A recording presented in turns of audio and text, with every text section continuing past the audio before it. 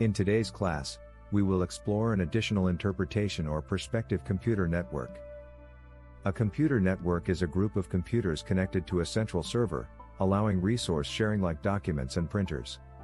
It involves two or more computer systems connected via data communication devices, comprising network operating systems, computer systems, nodes, and network cables. Networking reduces duplication of computer resources, enabling shared utilization among computer systems on the network.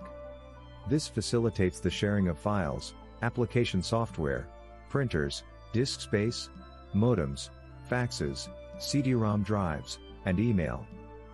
Types of network: Local Area Network, LAN. Wide Area Network, WAN. Metropolitan Network, MAN. International Network, Internet. Local Area Network, LAN.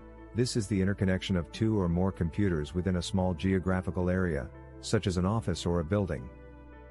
Metropolitan Network, MAN. This is the type of network or computer connections with a state or city. The host system and server are not far from each other. Wide Area Network, WAN. This network system connects computers together across a large geographical area, such as a country or interstates. International Network, Internet. The Internet can be defined as a global, interconnected network, hence the name Internet, International Network, or simply the net. It is a network that links the whole world, thus turning the world into a global village. Methods of networking: Wired or cable network. Wireless network. Wired or cable networks use cables to connect computers, suitable for LAN and MAN. Components include NIC, networking operating system, and network cables with BNC connectors. Wireless network. This is the type of network which does not employ the use of wire. It makes use of radio waves, microwaves, etc. to transmit information.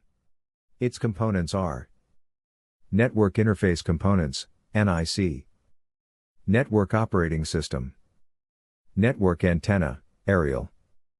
Special Modem, radio modem. Thanks for watching. See you in the next video.